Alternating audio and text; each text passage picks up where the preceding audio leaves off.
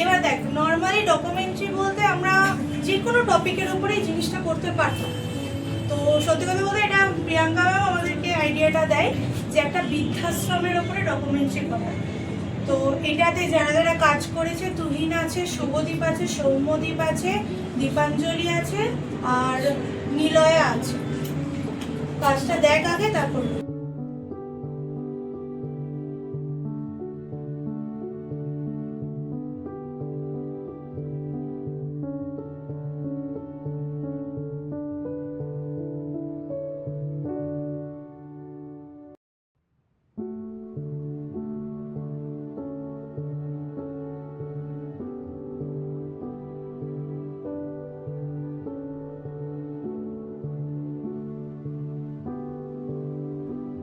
তো এই জায়গাটা একটু মাথায় রাখিস, কারণ তারা তাদের লাইফের অনেকটা সময় মানে এরকম হয়তো নিজের ভালো কিছু খেতে ইচ্ছা করছে, কিন্তু মাইনেটা দিতে হবে তোর বাচ্চাকে, মানে বাচ্চার টিউশনের মাইনেটা দিতে হবে বলে হয়তো নিজের এগরোল খেতে ইচ্ছা করছে, 2 টাকার মুড়ি আর চপ কিনে নিয়ে বাড়ি চলে গেল, কিছুটা টাকা থাকলো, আমি সেটা হয়তো বাচ্চার ফিস দিয়ে দেবো।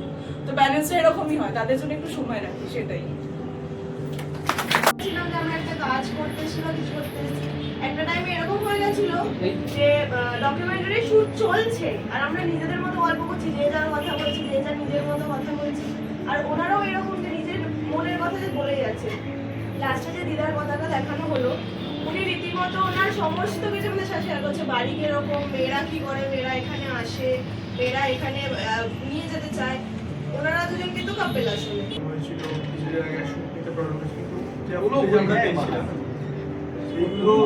দেখাতে পারতাম আরো ভালো, যে একটা হার্ট টু হার্ট কনভারসেশন যেরকম হয়। সরস্বতী ঠাকুর, যার আমার অ্যালার্জি ব্লগিং। তুই বলেছি না সরে সরে থাকবি, বিদ্যাও নেই বুদ্ধিও নেই, ছেড়ে দে। আর এটা হলো অ্যাসিস্ট্যান্ট হাঁস, কর। আর এটা সাইড ক্যারেক্টার হাসতে বসে। নারদ আছে না একটা, নারদ নারদ আছে না একটা, নারদ। ওদের ছেড়েই দাও। আজ পয়লা বৈশাখের ঠিক পরের দিনই নতুন বছর, নতুন আশা আর নতুন স্বপ্নের দিন।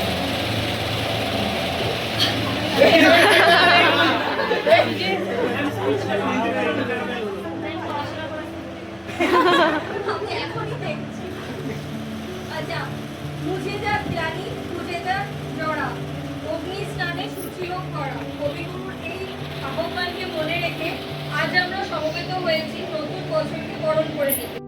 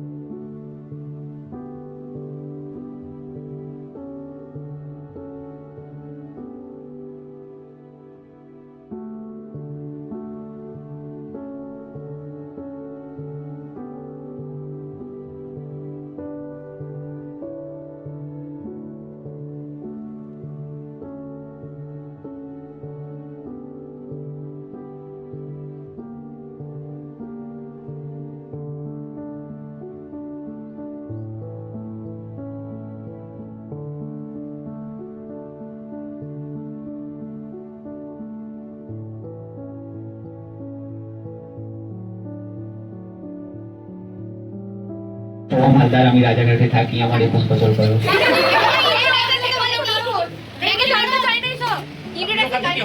আমাদের জোর করে দাঁড়ানো করানো হয়েছে। আমার ছেলে কিছু বলতে চাই, তো আমি একটা কথা বলি, এখানে বেশিরভাগ লোক জানে না, এটা হচ্ছে আমার ছেলে। এখানে শুধু সেকেন্ড দিনের মধ্যে প্রিয়াঙ্কা ম্যাম জানে যে কেন আমার ছেলে।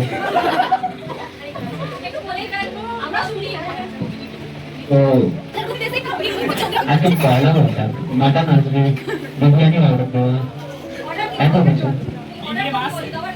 হোমমেড অর্ডার, ফোন করে আজকে রাতে বিরিয়ানি খাবো।